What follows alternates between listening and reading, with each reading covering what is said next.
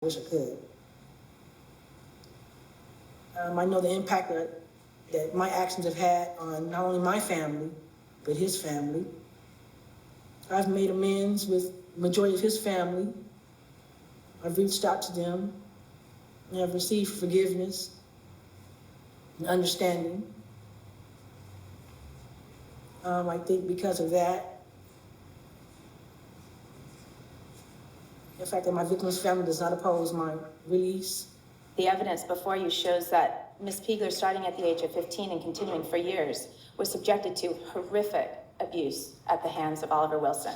And note that this evidence comes not primarily from Debbie Piegler, but from numerous recipient witnesses who were present and saw what she endured, many of whom were Oliver Wilson's friends and family. For the record, my name is Natasha Wilson. I am the daughter of both the inmate as well as the victim. I'm pleading and begging in the release of my mom. She's already given all that she can give.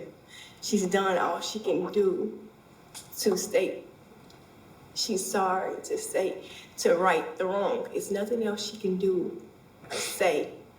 It's hard sitting by the phone just waiting for the answer, the solution. This is the solution. It comes to this day. I haven't had a relationship with my mom that I need to have because of her being in prison. I just want one night with no limitation, one night where I can do whatever, say whatever, hug her, talk to her, just the basic, simplest stuff, eat dinner with her, just in my home before she died. Please don't let my mom die inside this prison. I'm just begging and pleading for just one day. Please.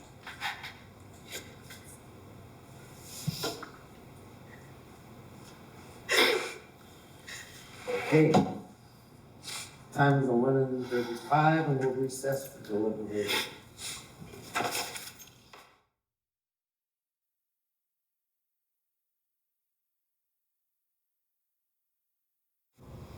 Despite the negative circumstances, and like we say, we fully considered those circumstances, and after weighing all the considerations provided in Title 15, the panel finds you are suitable for parole because the positive aspects of your case outweigh the other considerations.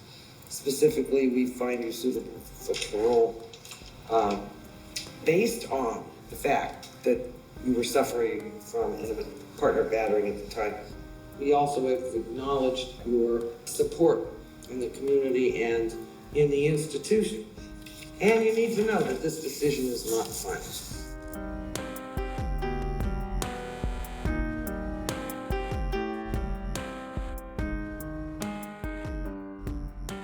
Well, in a bizarre narrative twist, which is now typical of this case, Debbie's fate rests in the hands, of all people, of a man who, before he became governor, was best known for portraying a merciless robotic killing machine from the future.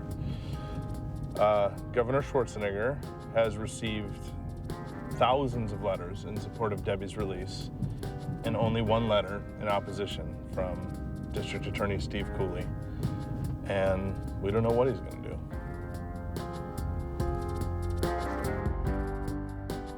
If after all of the evidence that we have been able to produce that proves the abuse that she suffered, and all of the evidence that we have been able to present that proves the amount of misconduct that occurred in this case, combine that with the fact that she now has stage 4 lung cancer, if we are not able to take all of that information and get for her that one day of freedom, then to me, I think the criminal justice system is not only broken, but perhaps beyond repair. But on the other hand, if we are able to secure her freedom and give her even just that one day with her family outside of those prison gates, then what it says to me is that there is hope.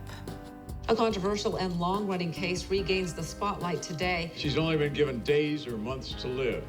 Deborah Piegler has served 27 years of a 25 to life sentence in prison for killing a man even authorities acknowledge brutalized her and her daughters. Am I gonna make the news tonight? Make an example of my life? Are you gonna leave me here to die? Are you gonna free Debbie now? Free Debbie now! Free Debbie now! The victim's family, the Wilson family has no objection to her coming home. They've been went to every parole hearing for the last probably 6 or 7 years, pleading with you all to let her come home. So if they have no objection to it, who are you to keep her in there? I mean, she can do no harm. So please, Governor Schwarzenegger, please allow my sister to come home and spend her last days with her family. Please. The district attorney himself, Steve Cooley, said, well, that's right, and had agreed to a deal to let her out. So for him to renege on his deal is the first thing that really stinks here. Am I gonna make the news tonight? Make an example of my life? Are you gonna leave me here to die? Are you gonna save my Test. Can you count to 5 for me? 1, 2, 3, 4, 6. Steve Cooley, can you answer for me why you changed your stance on the case of Deborah Piegler? You know, that matters under civil litigations. We're not going to discuss that. Tonight's my night for Attorney General, and after all, it was a assassination killing for insurance purposes.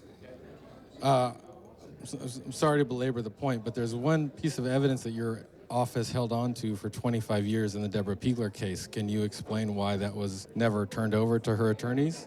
Quite frankly, I don't know what you're talking about, and if that's your only issue, then this interview is probably over. We did it appropriately. Thank you very much.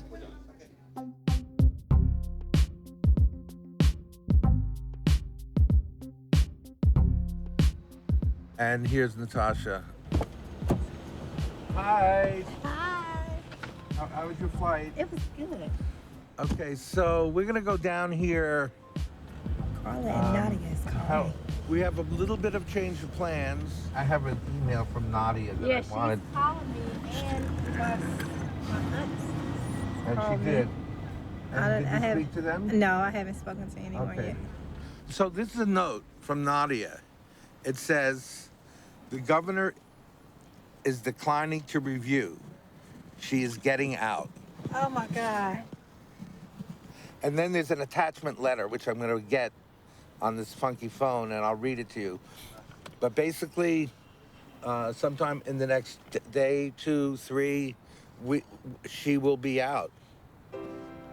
She will walk out the door of the prison.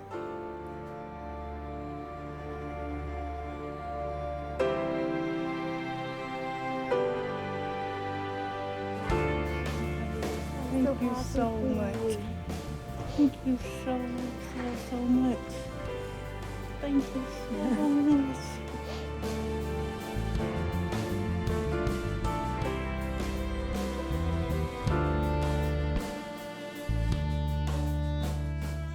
It's Saturday night after the Sabbath, and a few days before Debbie is supposed to be released, and I'm coming back online after my sabbatical, my 25-hour sabbatical, and I'm just want to check in and see what I've missed over the last 25 hours and see if we get a more precise read on when Debbie's getting out. Well, I just wanted to check in with you. I've been offline for about 24 hours and wanted to see if you'd heard anything from Debbie or from the prison. She's here with me. Who's here? Who's there with you? Debbie. They let her out today. They let her out. I mean, they called me. She's right about 5 minutes away, and they told me that she'll be here, and they brought her here. Wow, that's fantastic news. Hold on 1 second, Josh. Okay. Okay, no problem. Hi, Josh. Hi. How you doing? How are you? I'm fantastic. Did they tell you what they were doing, or did they?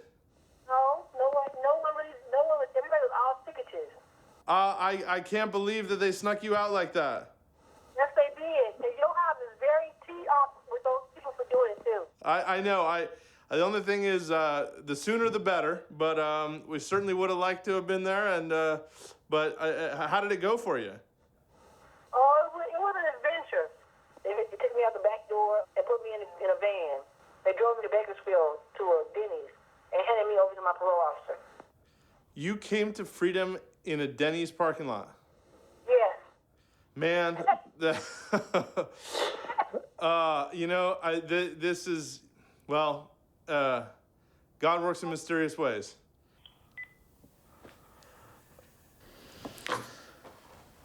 I guess I just didn't.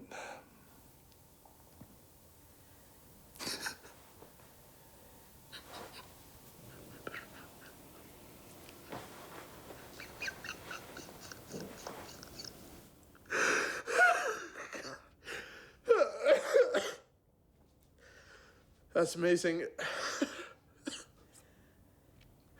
It makes it all worth it.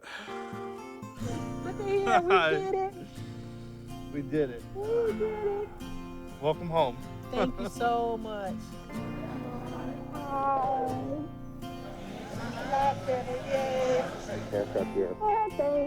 You look great.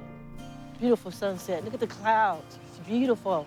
We went and walked on the beach. What made the experience even more special to me was the fact that Joshua brought his daughter. She was born right when Joshua took my case. I'll treasure that in my mind forever. I feel such amazement right now. That's all I thought about was coming to the ocean while I was in prison.